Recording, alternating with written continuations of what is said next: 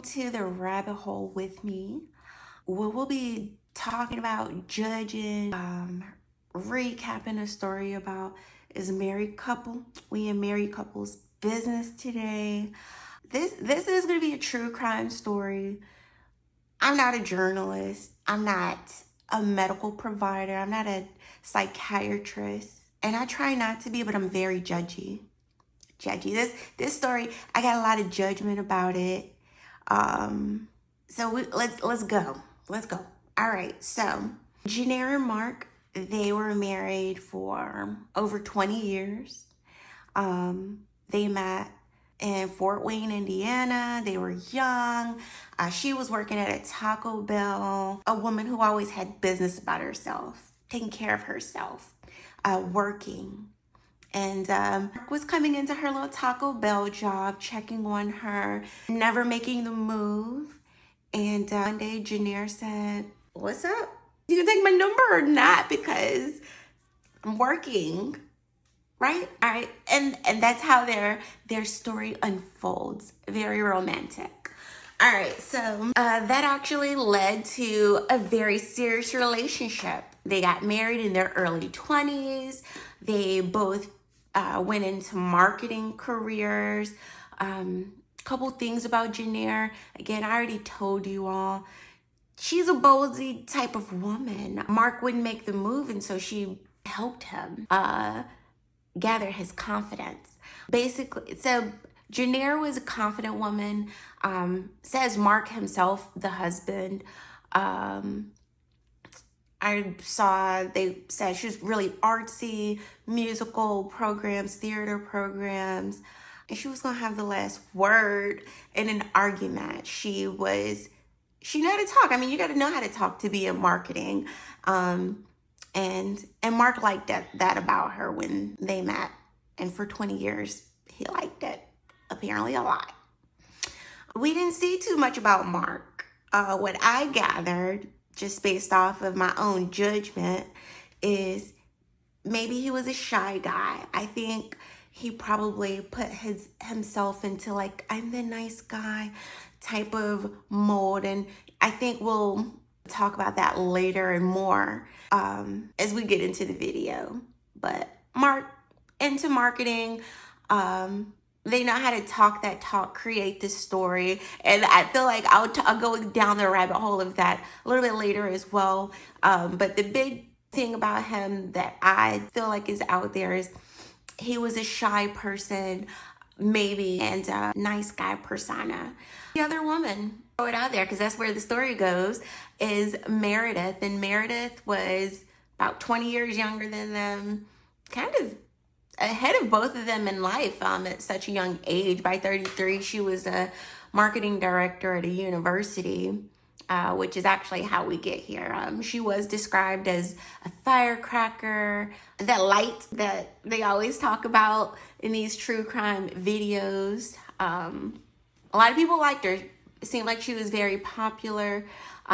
Looking at the photos, she was a cute girl. Again, about 20 years younger than them. And she had a lot going for herself. She had run for some type of political situation. She didn't win, but you got to start somewhere. So good for her.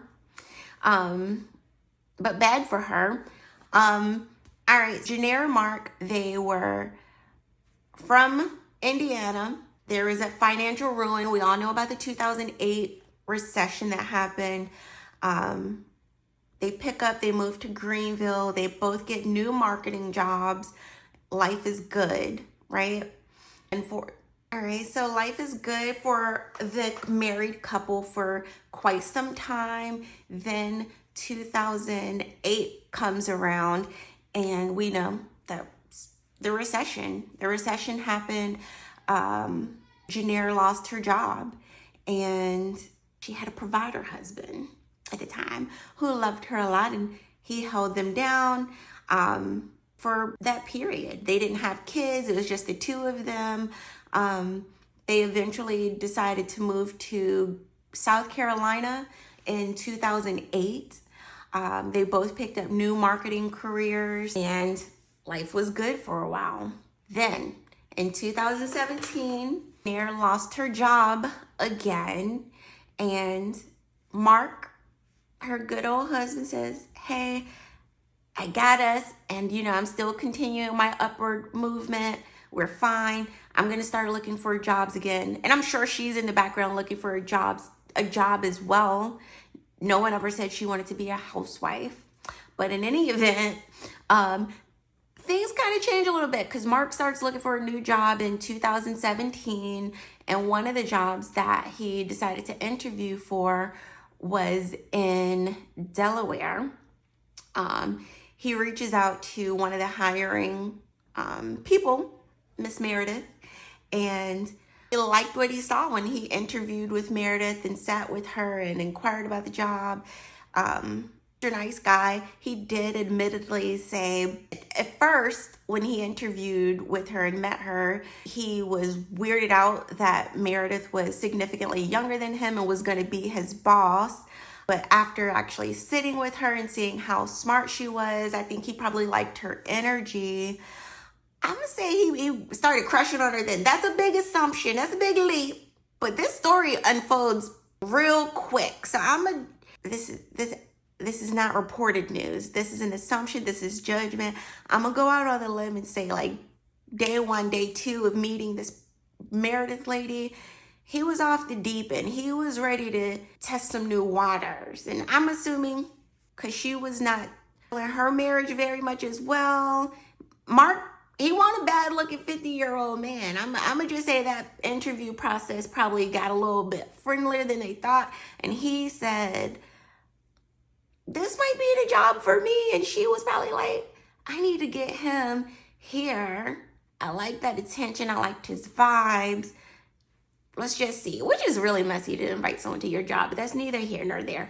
All right, so Mark, he takes the job, right? And he moves to Indiana or Delaware before his wife, right? Before Jennair. Jennair was going to sit back at home for a little bit, put their house up for rent, get the house together. He was going to get settled in Delaware, get their house nice and cozy, and she was going to meet him. She was going to follow her man. It was not like they were talking like 6 months or a year, 45 days, which is, this story going to piss y'all off because I'm still pissed off about it. In any event, this story. All right, so he moves. As soon as he moves, him and Meredith giggling and sniggling and going out on what they're not calling dates yet. They're just calling it business professionals getting together with a couple of drinks and learning the job, networking, perhaps is what they call it. But we know what it is because we're all adults here. And maybe they went into it I think we all like attention, and some of us are just better with boundaries than others. Judgment, I think they both knew what it was though, but they moved quick is the situation. And mind you, I touched on this a little bit. Meredith, our cute little 33-year-old university marketing director who was eventually going to take over the political scene. She married, y'all. She married too. And they've been married for 9 years. I don't think they had kids. I'm confident they don't have kids. They on the outs as well. And that's likely how these two connected and bonded, trauma bond. They trauma bonded over failing marriages. Now, mind you, Mark's marriage was not failing at that time. His girl didn't have a job, but in the words of our president, I'm not going to call her president, I'm going to call her vice president, or maybe treasurer, something cute. Sprinkle, sprinkle. Like, why do you think I'm married for fun? I mean, it is about fun, but you're the man, get the job, be the provider. And that's what we've been doing the last 20 years. Anyhow, that 45 days when Jennair was at home taking care of the home business, that man was falling in love, y'all. Like big love. There's something to say about limerence and all of that.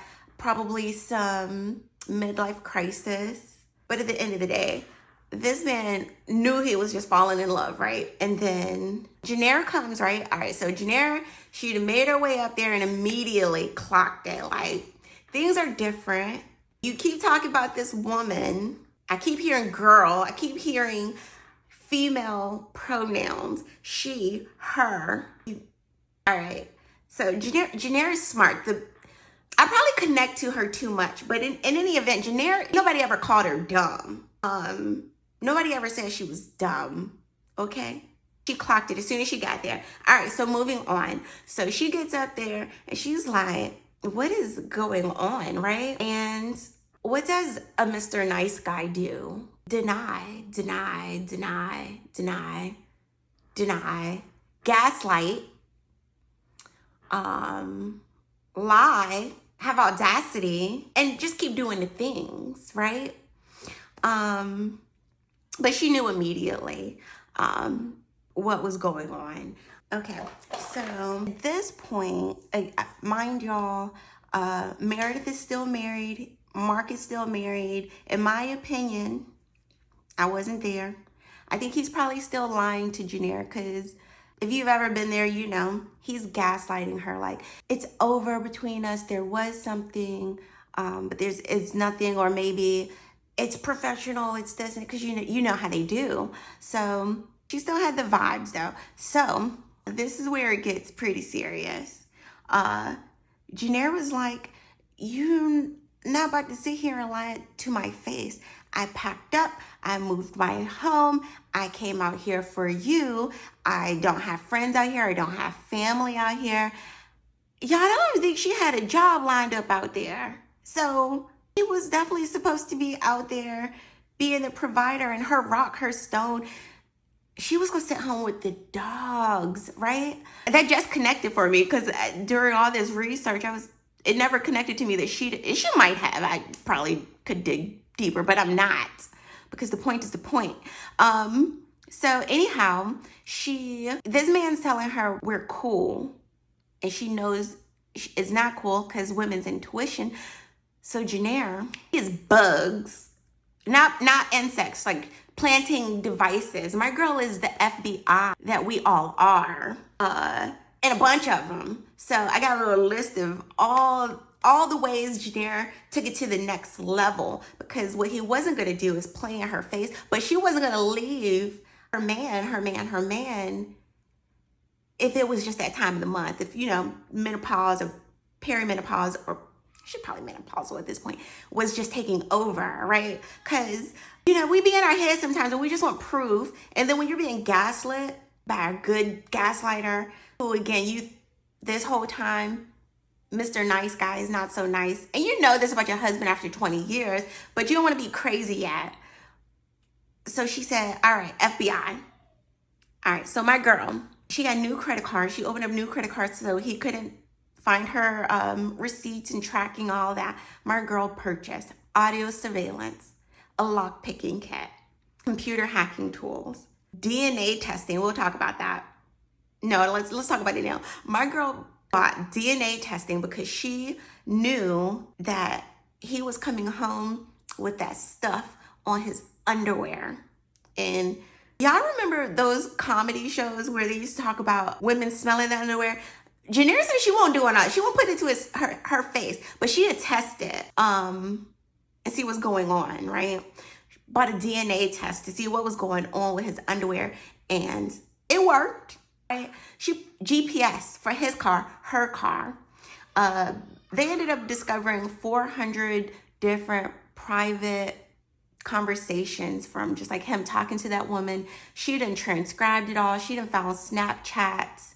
She went as far as telling Meredith's husband, I think his name is Luke, could be Luke, it's a name. And the way they was making it sound was like he didn't really care, right? And that's why assumption. Meredith messing with a married man. She married to someone who don't give a he might have been in politics as well, and it's like keeping the front up. And at this point, she just wants attention from somebody, anybody, right? But we're not placing the blame on her. I'm just saying, I get it a little bit. a little bit, because Jennair is reaching out to her husband and he like, what do you want me to do about it? All right, so Jennair was putting the audio bugs in his jackets like before work and swapping them things out like every day and like listening to them and transcribing them and really putting that work in, unpaid work, to convince herself. No judgment, Jennair, and so forth, but it's only so much convincing you really ultimately need, I guess, to know like what's happening. Because once you know, you make the decision. But I get it. I get why she kept going. Not saying she should have, but when she was being gaslit, I mean, which walk away, and we'll talk about that like at the end, like being yourself out of that situation. But she was basically just trying to prove to herself that she wasn't crazy, like that this man really is trying to have his cake and eat it too, that it's not a platonic friendship like he's saying. She's trying to like stay hopeful because he's giving her hope and not giving her a reason to take her butt back to where she came from with her old community, like just cutting ties. Because when you make it transparent, I mean, worst case scenario, she could have popped off day one, right? But he, in my opinion, he was dragging it. Anyway, she did all of the things, had all the proof she could possibly need. And Mark wasn't cutting the ties. He let them go to marriage counseling. They were still living together. I saw something that said, he said, why would Meredith and I destroy our marriages for what might not be nothing? So that's stringing your person along just because it's like, all right, I'll stick with you just in case this other thing doesn't work out. No, you about to drive her crazy is what you about to do. So anyhow, Meredith and her man getting up, decide divorce is final. So now Mark is suddenly brave enough to like call it quits with Jennair, and they start talking about divorce. Jennair starts going to a divorce coach. She feels very much thrown away, traded in, and then like the financial abandonment. He moved her out there with no job. He said, I'm assuming he was supposed to be taking care of her, but now you moved her out here, isolated her. I'm assuming she probably was supposed to be looking for a job.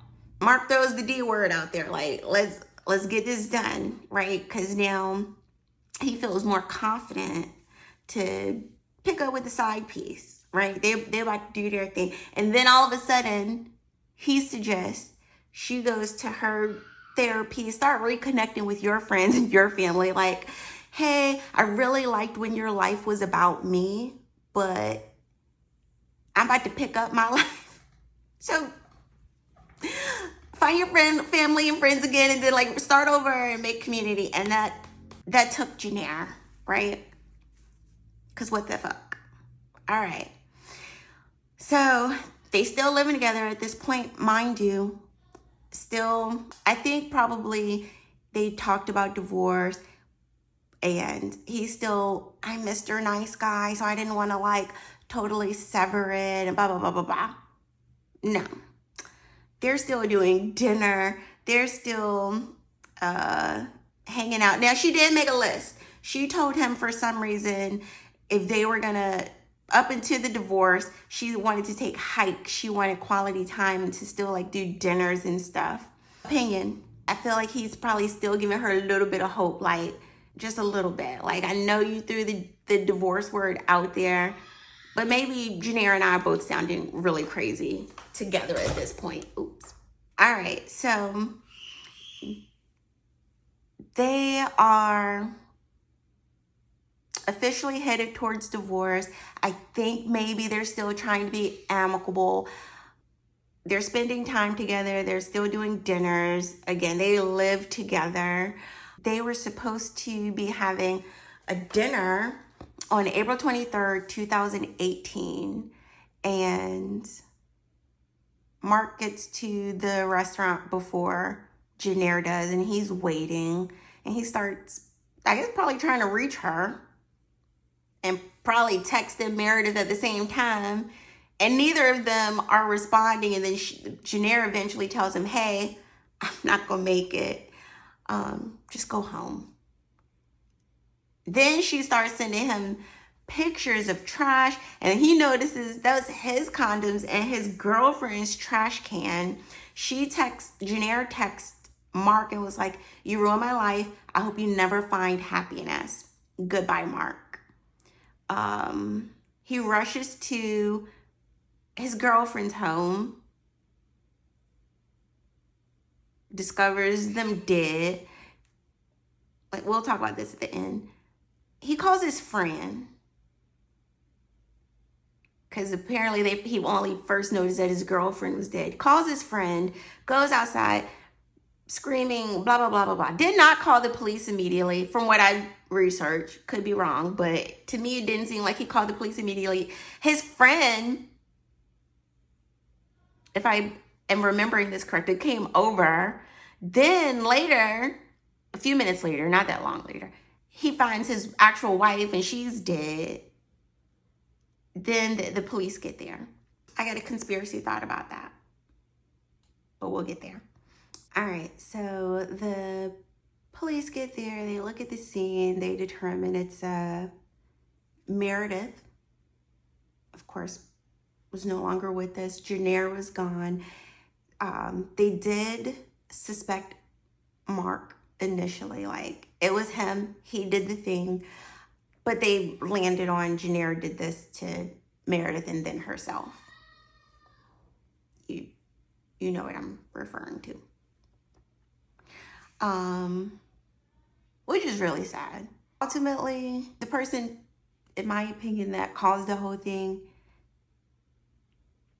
Mark, he out here telling the story. He done wrote a book. He does interviewing. He's not supposed to be getting paid for the book. He's doing that as like a therapeutic relief. One of the podcasts that interviewed him fact-checked that, like, the proceeds are going to some donation place, and he's not financially receiving money for that. But like in his interviews, he just still don't have enough accountability for me. Everything is, I fell in love with someone else and I didn't want to hurt her, and I was trying to like break it down amicably, which if you've ever been married or heartbroken, cheated on, that's it. If you've ever been cheated on, you know it's a lot of pages from the beginning and the end to that book, and it's a lot of dishonesty in there, a lot of betrayal, a lot of gaslighting, a lot of lying. And it's, I mean, I guess you can't really throw a cheater in jail or whatever, but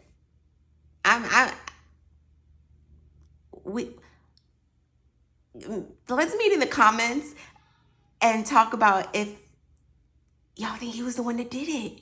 Like, they do, like when you listen to the articles, ABC, and they put together the evidence, he could have planted it. But again, this is entertainment. Again, not a reporter, not creating facts, hearsay. What are the other things? We'll make some disclosures. We'll write them out below. But in any event, to me, I just thought it was super suspicious he didn't call the police first. Like, had an alibi set up. They could have both been. Y'all watch Gone Girl? I don't know. I just feel like Jennair could have went out like Betty did. Not to say that she should have. I'm not saying that was right, but perhaps perpetrators getting away. In any event, Jennair is gone. Meredith is gone.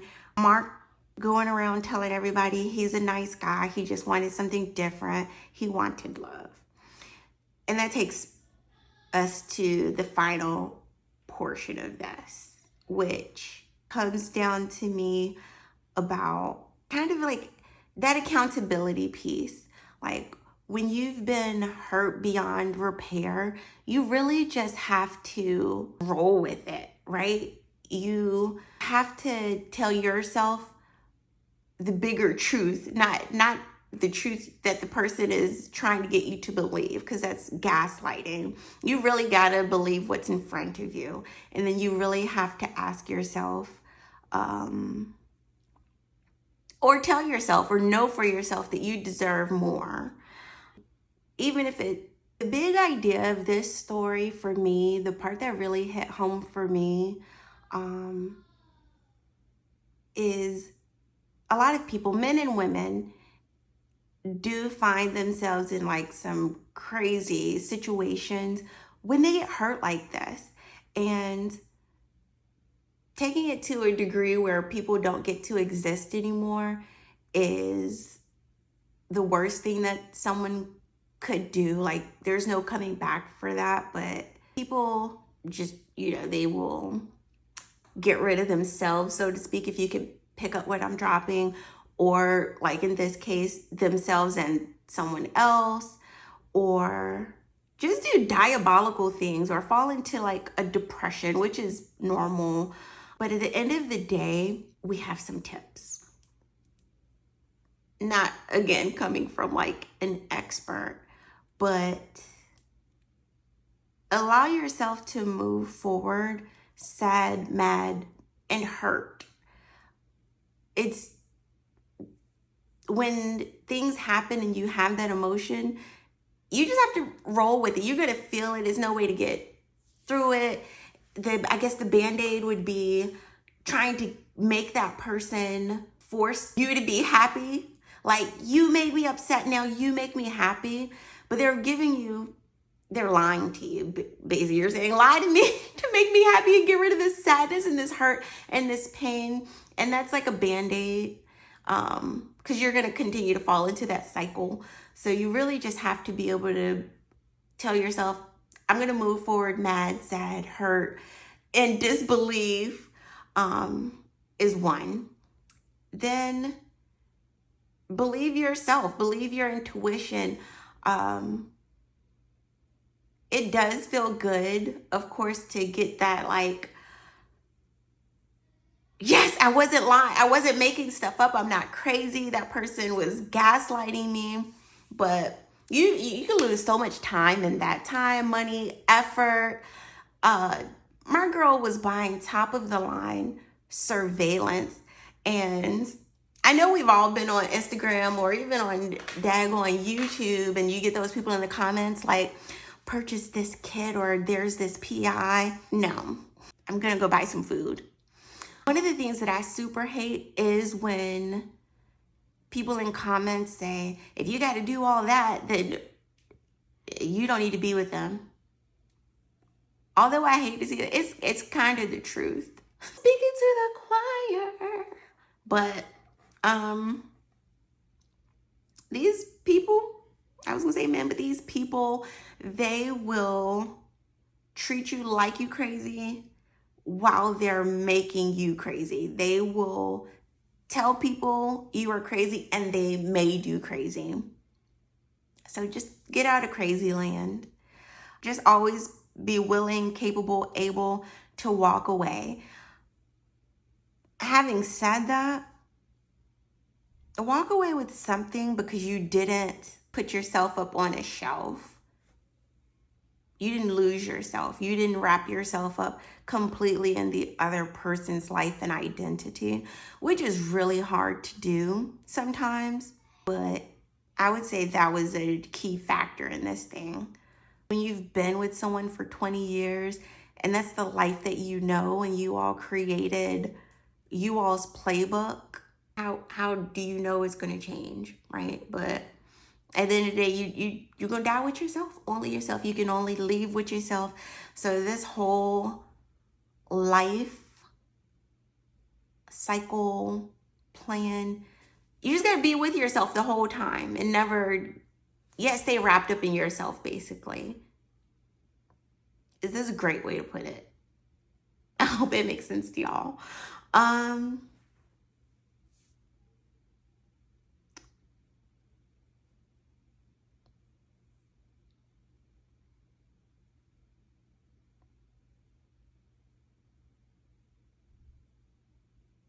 Audacity. I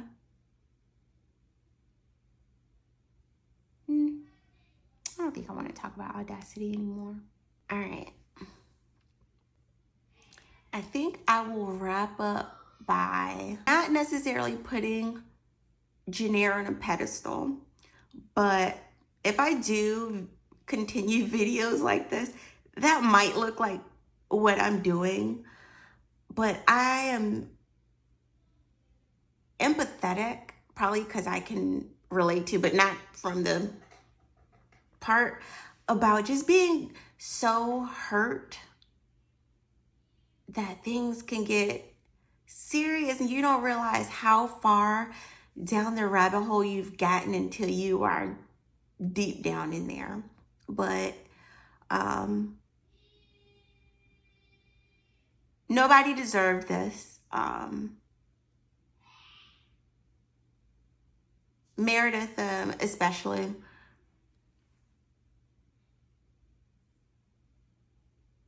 She was probably gaslit too, if you think about it. They don't be telling the truth when they cheat. They'll say anything, create a fairy tale or a story, and things just seem so much like butterflies, like at the beginning, right? Like when you first meet somebody, that first 6 months be like, that's my man. Him and such, she ain't even here. But she should have knew something when, oh girl, we not gonna restart the story.